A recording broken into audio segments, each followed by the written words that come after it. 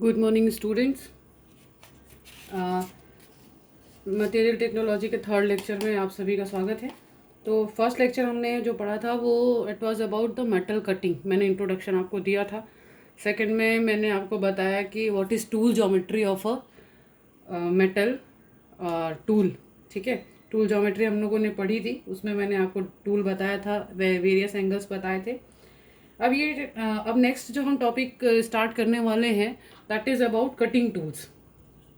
ठीक है, cutting tools मतलब क्या कि अब हमने उसकी ज्योमेट्री पढ़ ली। अब ये टूल्स बनाए किन चीज़ों से जाते हैं, बनाने के लिए सबसे पहले ज़रूरत किस चीज़ की है ना। बनाए किन चीज़ों से जाते हैं, बनाया तभी जाएगा जब हम सबसे पहले कि वो इस्तेमाल कहाँ होते हैं इसकी ये हमको पता होना चाहिए। फॉर एग्जाम्पल कि जैसे आपने हेक्सा देखा है, हेक्सा मतलब जानते हैं आप, आरी।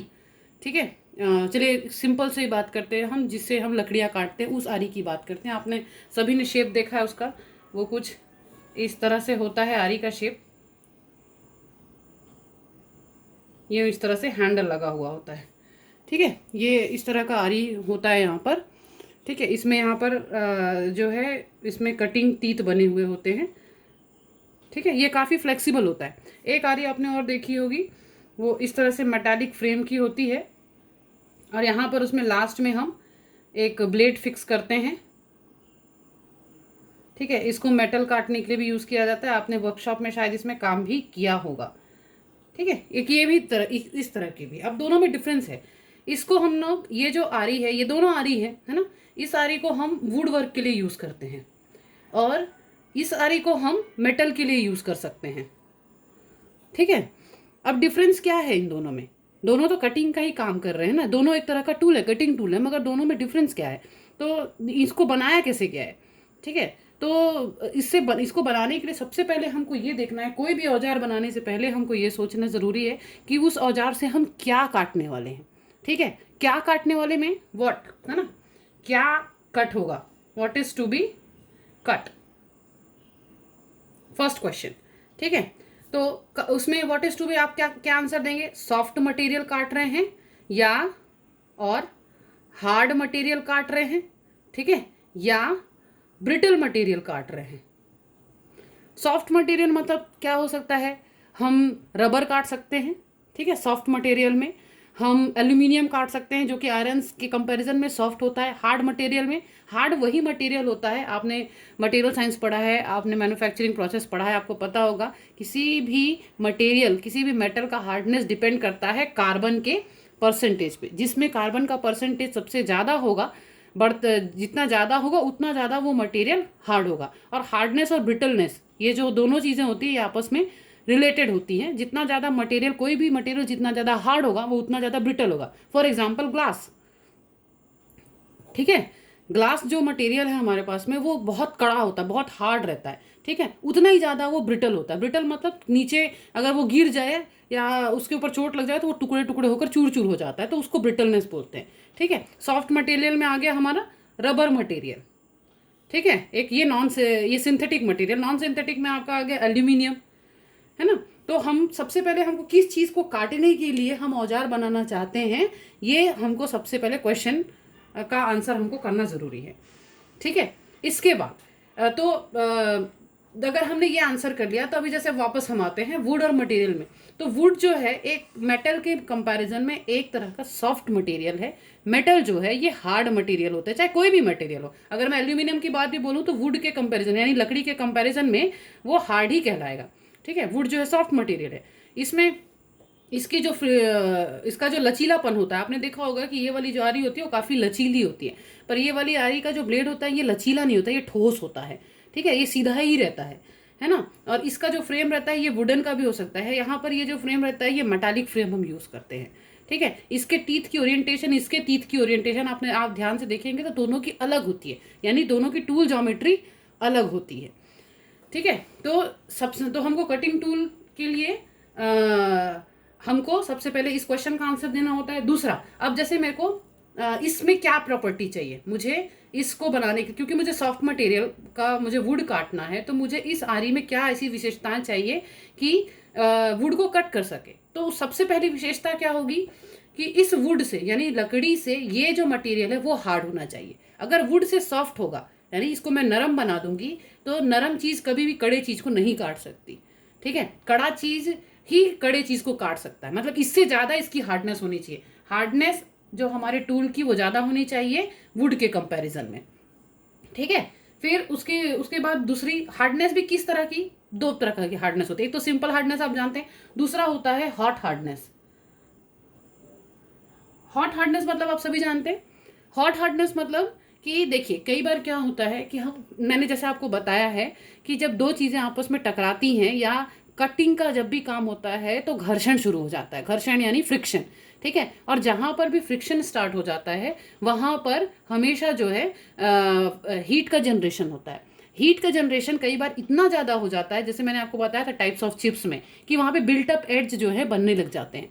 ठीक है, बिल्ट अप एड्ज मैंने बताया था आपको, आपको याद होगा तो इस तरह का मैंने एक डायग्राम दिया था आप लोगों को। ये हमारा मेटल हो गया है ना, यहाँ पर छोटे छोटे ग्रेनुअल्स जैसे बन जाते हैं जो नुकसान पहुंचाते हैं हमारे औजार को भी और हमारे वर्क पीस को भी। तो जो हॉट हार्डनेस, और दूसरी प्रॉब्लम क्या होती है, हो सकता है कि ये यहाँ पर जो हीट जनरेशन है वो इतना ज़्यादा हो जाए कि वो हमारे नोक को पिघला दे। ठीक है, हमारे जो कटिंग औजार ऐसा था वो ऐसा हो जाए, ऐसा भी हो सकता है ना।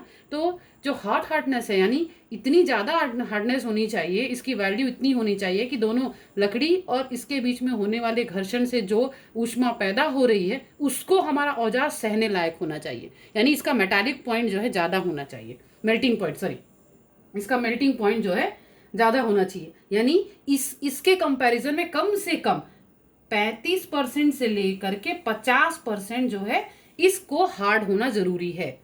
ठीक है, हमारे टूल को वुड के कंपैरिजन में 35 से 50% ज्यादा हार्ड होना जरूरी है। ये पहली प्रॉपर्टी हो गई। ठीक है, दूसरा रिक्वायरमेंट क्या होगा, तो first requirement of a tool, ठीक है, first requirement is hot hardness, okay, which should be 35% to 50% harder। ठीक है, नाउ सेकेंड प्रॉपर्टी में हम जाते हैं। What will be the second property? Second property देखिए, जस्ट फिर हम आएंगे वापस फ्रिक्शन वाली फिलॉसफी में।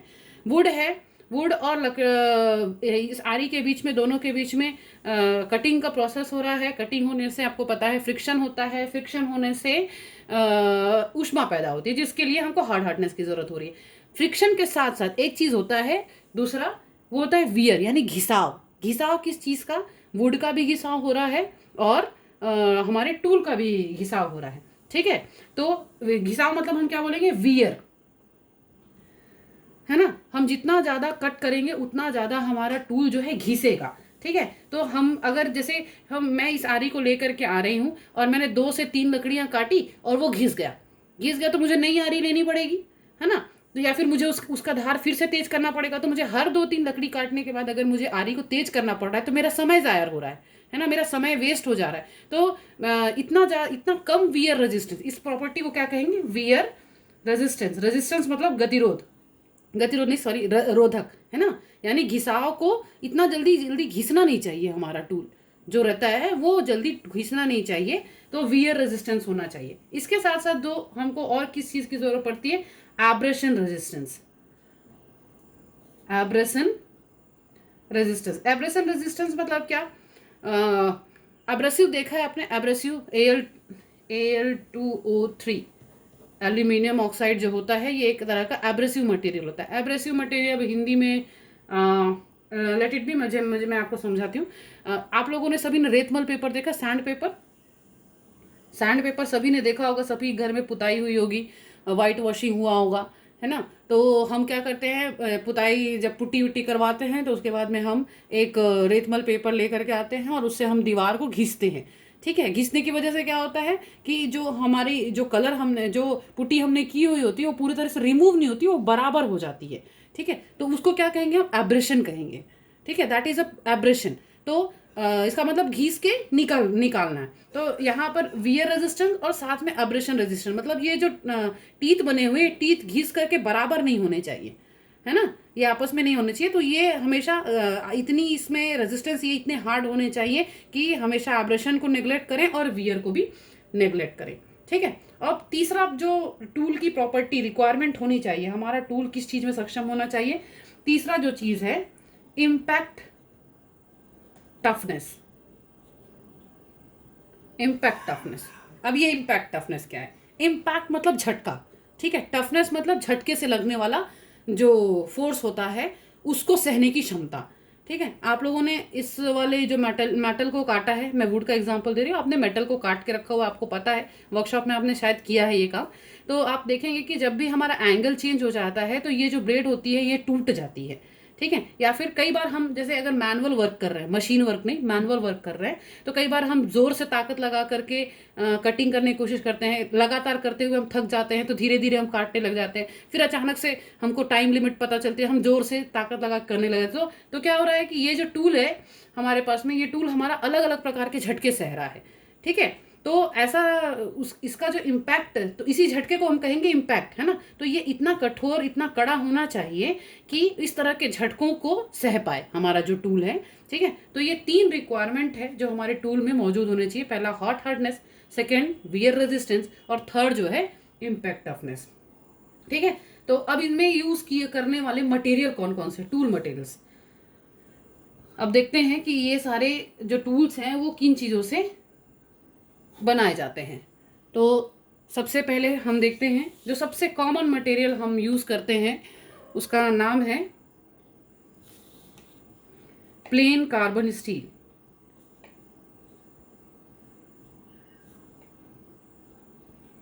प्लेन कार्बन स्टील, ठीक है।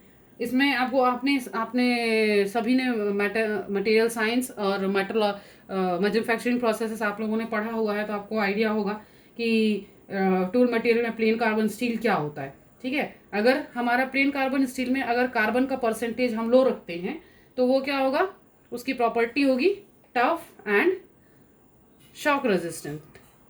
हमारा जो टूल रहेगा वो टफ रहेगा और शॉक रेजिस्टेंट रहेगा, ठीक है। अगर हम कार्बन का परसेंटेज बढ़ा देते हैं तो ये क्या हो जाएगा, एब्रेशन रेजिस्टेंस बन जाएगा। हमारा जो टूल है वो एब्रेशन रेजिस्टेंट बन जाएगा, ठीक है। फॉर एग्जाम्पल ये किस तरह के, ये इस मटेरियल का इस्तेमाल कौन कौन से औजार बनाने के लिए यूज होता है, कोल्ड चीजल्स, हैमर्स, आपका जो हथौड़ा होता है, आपकी नाइफ्स एंड पंचेस, ठीक है। इनका इस्तेमाल करके हम प्लेन कार्बन स्टील का इस्तेमाल हम इनको बनाने के लिए करते हैं। सेकेंड जो टूल हम यूज करेंगे that is alloy material, alloy steel, sorry. Alloy steel मतलब क्या होगा, मिश्रित धातु, स्टील का मिश्रित धातु, ठीक है। तो इसमें 2 तरह की सीरीज है, एक तो टंगस्टन बेस्ड होता है जिसको हम बोलते हैं टी सीरीज कोई म्यूजिक चैनल नहीं है ना, टी सीरीज मतलब टंगस्टन बेस। और एक होता है मॉलिब्डेनम, ये सब केमिस्ट्री में आपने पढ़ा होगा टंगस्टन मॉलिब्डेनम के बारे में, तो इसको हम कहेंगे एम सीरीज। अब इस एलॉय स्टील में जो सबसे इंपॉर्टेंट टूल जो यूज होगा दैट विल बी HSS, यानी high speed steel. High speed steel, ठीक है। इसमें जो इसका जो इंपॉर्टेंट रेशो, इसके कई सारे रेशो हैं जिसमें सबसे इंपॉर्टेंट रेशो है 18:4:1, जिसमें 18 जो है that is a percentage of tungsten, 4 जो है परसेंटेज ऑफ क्रोमियम एंड 1 जो है परसेंटेज है वैनिडियम का, ठीक है। और इसके अलावा इसमें मौजूद होता है 0.75% ऑफ कार्बन, ठीक है। तो ये हो गया आपका हाई स्पीड स्टील के बारे में, ठीक है। तो नाउ थर्ड मटेरियल जो है दैट विल बी मैंगनीज। तो मैंगनीज की अगर हम टूल बनाएंगे, चलिए मैं डायरेक्ट आपको नोट्स से पढ़ाती हूँ। दिस इज द नोट्स, आपको देख करके बनाने में, अपने नोट्स प्रिपेयर करने में भी सुविधा होगी, ठीक है। This is the notes, okay. तो सेकेंड मटेरियल जो हम यूज करेंगे दैट विल बी मैंगनीज, ठीक है। मैंगनीज अगर हम किसी भी टूल मटेरियल में मिलाएंगे तो हमारा जो प्रॉपर्टी रहेगा डीऑक्सीडाइजिंग एंड डीसल्फराइजिंग एजेंट बन जाएगा and oil quenching required. Oil quenching मतलब जिस भी टूल में मैंगनीज होगा उसमें हमको क्वेंचिंग मतलब सडन ठंडा करना, ठीक है, उसको ठंडा करने के लिए हमको ऑयल की ज़रूरत पड़ेगी, उस टूल को ठंडा करने के लिए हमको ऑयल की ज़रूरत पड़ेगी। और लोअर ये क्या करता है, टूल का क्रिटिकल टेम्परेचर रेंज को लोअर कर देता है। अब ये क्रिटिकल रेंज ऑफ टेम्परेचर क्या होता है, ये आपने टीटीटी डायग्राम पढ़ा है ना, टीटीटी डायग्राम के बारे में आपने पढ़ा है, triple T curve manufacturing process या मटेरियल साइंस के सब्जेक्ट में पढ़ा होगा आप लोगों ने। ठीक है, तो ये उसमें से आपको उसका कंटेंट है ये। और इसमें कार्बन का परसेंटेज कितना है, फ्रॉम 0.5 to 2%। फोर्थ जो हमारे पास में important material, that is chromium. Chromium क्या करता है, क्रोमियम किसी भी अगर मटेरियल में मिलाया जाता है तो वो उस मटेरियल को वेरी हार्ड बना देता है, हार्डनेस उसकी बढ़ा देता है, और डक्टाइल बना देता है। डक्टाइल मतलब क्या होता है, हम उसको किसी भी शीट के फॉर्म में चेंज कर सकते हैं। ठीक है, उसके साथ साथ में it refines the grain structure. Grain structure मतलब ये इस तरह का, मतलब एक अगर इस तरह का आपके ग्रेन का स्ट्रक्चर है तो उसको रिफाइन करके गोलाकार कर देता है। अब ये रिफाइन करने से क्या होता है, रिफाइन करने से क्या होता है कि अगर एक जैसे जितने भी हमारे मटेरियल के जो ग्रेन्स हैं, अगर वो एक जैसे शेप में रहेंगे तो उनकी जो आपस में बॉन्डिंग है, ठीक है, वो काफ़ी स्ट्रांग रहती है कंपैरिजन टू नॉन होमोजीनियस, है ना। मतलब नॉन होमोजीनियस मतलब इस तरह का मटेरियल जो है वो नॉन होमोजीनियस कहलाएगा, और ये जो है होमोजीनियस कहलाएगा। तो इन जो होमोजीनियस मटेरियल के बीच में जो बॉन्डिंग होती है काफ़ी अच्छी होती है, जबकि इन लोगों के बीच में जो बॉन्डिंग होती है वो वीक होती है। तो मतलब जो नॉन होमोजीनियस रहेगा वो टूट जाएगा, और जो होमोजीनियस रहेगा वो जो है काफ़ी मजबूत रहेगा। तो हमको किसी भी मटेरियल को अगर होमोजीनियस बनाना है तो हमको उस टूल मटेरियल में क्रोमियम को ऐड करने की ज़रूरत पड़ती है। ठीक है, और इसके साथ साथ में क्रोमियम की क्या प्रॉपर्टीज हैं, it resist the abrasion and wear also. ठीक है, इट कंटेन्स, इसका कंटेंट कितना होता है, रेंज फ्रॉम 0.25 to 4.5% तक ही इसमें किसी भी मेटल में इसको मिला सकते हैं। ठीक है, fourth one is the molybdenum. Molybdenum is a strong carbide, it is like a chromium but more powerful. अगर किसी में और ज़्यादा हार्डनेस चाहिए, और ज़्यादा स्ट्रेंथ चाहिए, वियर रेजिस्टेंस चाहिए, ठीक है, हॉट हार्डनेस किसी और चीज़ की बढ़ानी है क्रोमियम से भी ज़्यादा, ठीक है, तो हम उसमें मोलिब्डेनम को ऐड करते हैं। ठीक है, जैसे कि अब जैसे हम लोग फॉर एग्जाम्पल आप लोगों ने हीरा देखा है, ठीक है, बोलते हैं हीरा इज जो हमारा डायमंड है, it is the hardest material available, है ना। तो अब वो उससे हार्ड, जैसे मैंने बोला कि कोई भी टूल को कट करने के लिए ज़रूरी है कि उस ऑब्जेक्ट से हमारा टूल जो है और ज़्यादा हार्ड होना चाहिए, है ना, तभी वो कट कर पाएगा। जैसे कि हम चाकू और आपकी सब्जी का बात करें, जब सब्जी अगर कड़ी होगी तो आपका चाकू काम नहीं करेगा, है ना, और पतले चाकू से आपको काम नहीं करना पड़ेगा। चाकू में भी बहुत सारी वैरायटी आती है, तो अब अलग अलग चीज़ों को छीलने के लिए अलग अलग प्रकार का चाकू इस्तेमाल करना पड़ता है हमको, है ना। तो उसी प्रकार से अगर हमको डायमंड को भी कटिंग करनी है तो हमको उसको तराशना है, उसको शेप में लाना है, तो हमको उससे भी ज़्यादा हार्ड मटेरियल की ज़रूरत पड़ेगी। तो उस तरह के केसेस में, जो एक्सट्रीम केसेस में, ठीक है, जहाँ पर हार्डनेस बहुत ज़्यादा चाहिए, जहाँ पर वियर रेजिस्टेंस बहुत ज़्यादा चाहिए, हार्डनेस बहुत ज़्यादा चाहिए, स्ट्रेंथनेस बहुत ज़्यादा चाहिए, ठीक है, उस केसेस में हम मटेरियल में मोलिब्डेनम का मिश्रण करते हैं, मिक्स करते हैं, ताकि जो हमारा कटिंग टूल है वो काफ़ी हार्ड बन पाए। ठीक है, next one is cobalt.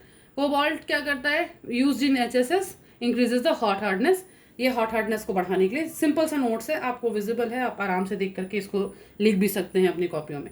Vanadium जो है, next one is vanadium, it increases the hot hardness and abrasion resistance, forms a carbide.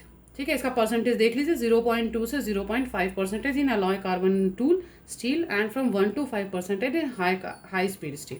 ठीक है, seventh one is tungsten, it is used in tool steel. इसमें कुछ भी एक्सप्लेन करने वाला नहीं है, ये सारा का सारा जो मैं पढ़ा रही हूँ that you have already learn, material science में आपने इसको पढ़ा भी होगा, ठीक है, या फिर मटेरियल मैन्युफैक्चरिंग प्रोसेस में आपको ये थोड़ा सा पोर्शन कवर हुआ होगा, उसी का पोर्शन है जस्ट, तो इसका नोट्स आप आराम से बना सकते हैं। ठीक है, नेक्स्ट देखते हैं। तो ये था हमारा इस टॉपिक में। नेक्स्ट टॉपिक जो हम लोग स्टार्ट करने जा रहे हैं, that is cutting fluid. Let's begin our new topic, cutting fluids. What is cutting fluid? Cutting fluid मतलब lubricating fluid. ठीक है, फ्लूइड मतलब आपको पता है तरल पदार्थ, ठीक है, और कटिंग मतलब क्या, कटिंग के दौरान, कटिंग प्रोसेस के दौरान जो तरल पदार्थ का इस्तेमाल हम करते हैं उसी को हम कहेंगे कटिंग फ्लूइड्स। ठीक है, ये कोई स्पेशल टाइप के फ्लूइड्स नहीं है, कोई स्पेशल टाइप के तरल नहीं है। ये जो मैंने बोला कि घर्षण होता है टूल और औजार के, टूल और हमारे वर्कपीस के बीच में जो घर्षण होता है, उसमें उसको हटाने के, उसमें जो ऊष्मा पैदा होती है उसको कम करने के लिए, यानी मेटल और टूल को ठंडा करने के लिए हम जिस तरल का इस्तेमाल करेंगे that is called as a cutting fluid. तो ये क्या क्या काम करती है? तो सबसे पहले ये क्या करती है, जैसे मैंने बोला, कूल करती है। किसको किसको कूल करती है? ठंडा करती है टूल को एंड वर्कपीस को ठंडा करती है। सेकंड काम क्या करती है कि जैसे आपने देखा होगा कि कहीं पर भी कोई चीज़ अगर तरल गिर जाता है तो वहाँ पे फ्रिक्शन जो है कम हो जाता है ना, चाहे वो पानी हो चाहे तेल हो, तो it also reduces the friction.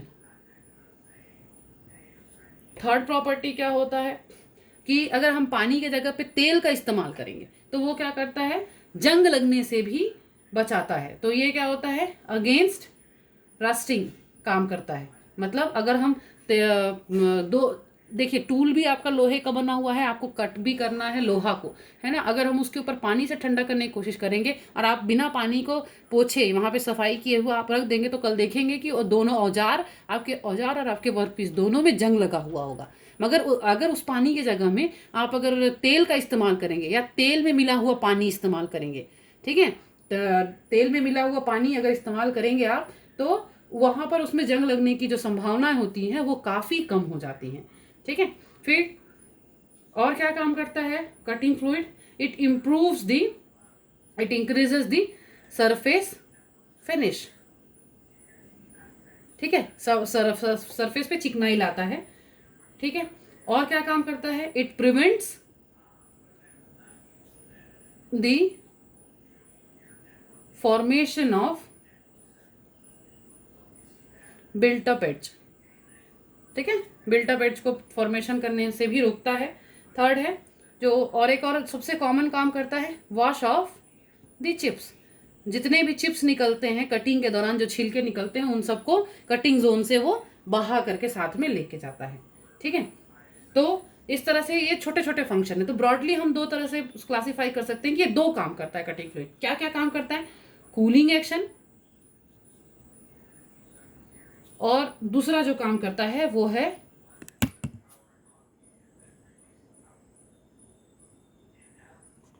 Sorry